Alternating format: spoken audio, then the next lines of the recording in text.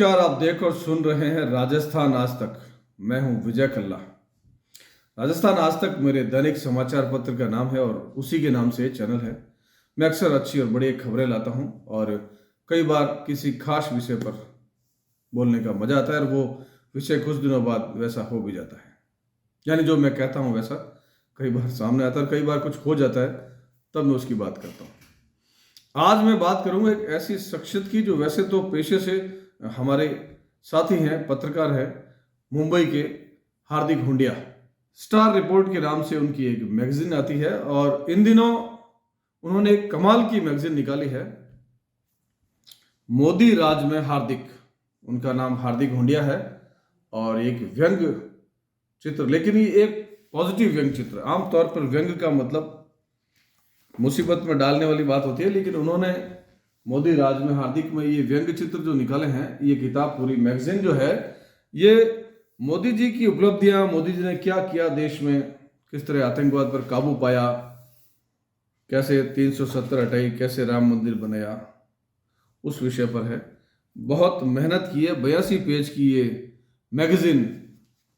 इसमें मेहनत की है सुनीता हुंडिया परिकल्पना, रश्मि दवे सब एडिटर, राज पाटिल व्यंग्य चित्रकार, आशुतोष गुप्ता क्रिएटिव हेड, श्रद्धा रायबान मैनेजमेंट, प्रभुता शुक्ला मैनेजमेंट।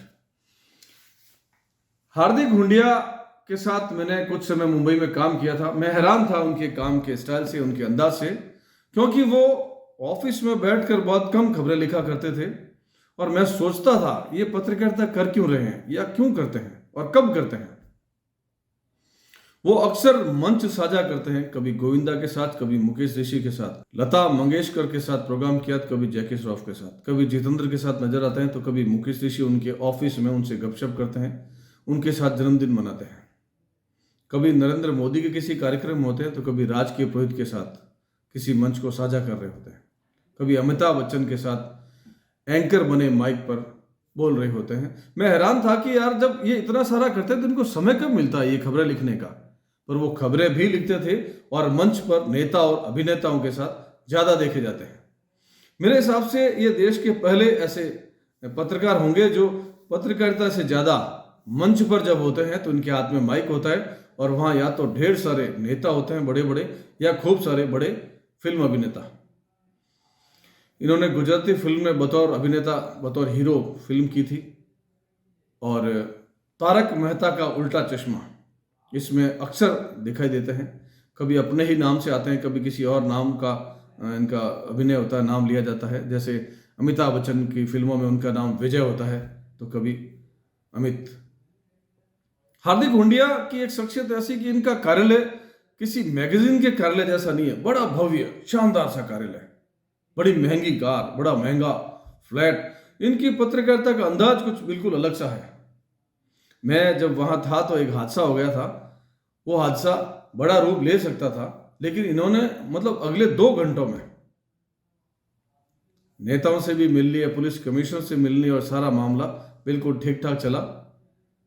तो मैंने इनका वो रूप देखा था कि पत्रकारिता का रूप क्या है, अभिनेता का रूप क्या है और नेता का रूप क्या, और नेताओं से जो रिश्ते हैं वो बड़े मिठास वाले हैं।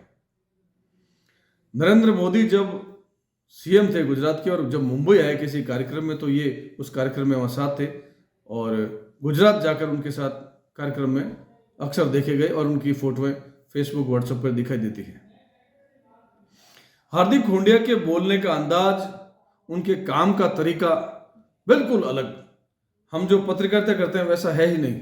वो नरेंद्र मोदी की माताजी के पांव धोते हुए नजर आते हैं, कभी किसी आदिवासी इलाके में जाकर किसी गरीब महिला के पांव धोते हैं, उसको बढ़िया कपड़े पहनाते हैं, खाना खिलाते हैं, पैसे देकर आते हैं। ढूंढते हैं वो ऐसे लोगों को जो असहाय है, मैं गरीब नहीं कहूँगा, जरूरतमंद कहूँगा, वहां तक पहुंच बनाते हैं। इनके साथ बहुत सारे बड़ी बड़ी हस्तियां, बहुत सारे बड़े बड़े लोग जुड़े हुए हैं जो पैसा खर्च कर सकते हैं अच्छे काम के लिए। किसी की मदद करनी हो तो केवल हार्दिक हुंडिया से एक बार बोल दो कि भाई ये लोग तकलीफ में है, गरीब है, समस्या है। हार्दिक हुंडिया अगले 10 मिनट में 5-10 लोगों से बात करेंगे, पैसा इकट्ठा करेंगे और उसकी मदद करेंगे। ये शायद पत्रकारिता में नहीं होता है, लेकिन हुंडिया पत्रकारिता, अभिनेता और नेताओं के साथ जो रिश्ते हैं उसको पॉजिटिव वे लेते हैं।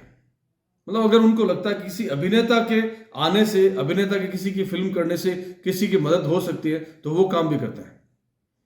किसी साथी को जरूरत पड़ गई किसी नेता से बात करके काम करवाने की तो वो भी करते हैं। कुल मिलाकर आज के परिवेश में, आज के भारत में, आज के स्थिति में हार्दिक पांड्या एकदम परफेक्ट व्यक्तित्व, एकदम जोरदार व्यक्तित्व, बोलने में माहिर, जोरदार, राजस्थान के हैं। और वहां जब मुंबई गए तो मुझे नहीं लगता था कि वो इतनी बड़ी तोप बनने गए होंगे। वो हीरो के व्यापारी थे, फिर अभिनेता बने, उसके बाद पत्रकार, अभिनेता, अब पता नहीं और क्या करना चाहते हैं। मैं तो कई बार सोचता हूं, मजाक में कहूं भाई साहब से कि एक आध एमएलए का चुनाव लड़ ही ले या राज्य मंत्री बन जाए तो ये एक ख्वाब भी पूरा हो जाए कि अभिनेता तो बन चुका हूं, पत्रकारिता कर रहा हूं, बस एक नेता का ठप्पा, व्यवस्थित तौर पर ठप्पा जो है वो लग जाए तो हार्दिक पांड्या वो भी कर लें। किताब बहुत पसंद आई, बहुत अच्छी है। हार्दिक भाई साहब बहुत बहुत बधाई आपको। और इतने सारे लोगों को साथ रखना, भरत भाई शाह, गोविंदा, मुकेश ऋषि, राजकीय पुरोहित, ये इन तोपों को मैनेज करना, इनके साथ रहना, ढेर सारे जो नाम लिखे हुए हैं जितने भी लोग हैं, आई थिंक ये मुंबई की सबसे बड़ी तोपों में से लोग हैं जो पहले 100 में आते हैं, वो हार्दिक भाई साहब को जानते हैं। शिवसेना में भी इनके रिश्ते मैंने देखे थे। जब मैं वहां था तो बाला साहेब ठाकरे बीमार पड़ गए थे तो इनके पास फोन आया, अगले 2 घंटे बाद ये हॉस्पिटल में थे। जिन बाला साहेब से मिलने के लिए लोग लंबी लाइन लगाते होंगे, बड़ी अप्रोच लगाते हैं, वहां ही थोड़ी देर बाद उनकी तबीयत पूछने चले गए थे। तो हार्दिक भाई साहब, आप नेता का वो ठप्पा लगवा लें। और आपकी इस किताब के लिए बहुत बहुत बधाई। और जिस जिसको ये किताब मिली है या जो भी ये पढ़ेगा उनको बहुत अच्छी लगेगी। मेरी ओर से आपके उज्जवल भविष्य की कामना।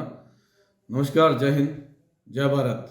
इस वीडियो को लाइक करें, हमारे चैनल को सब्सक्राइब करें, बेल आइकन जरूर प्रेस करें।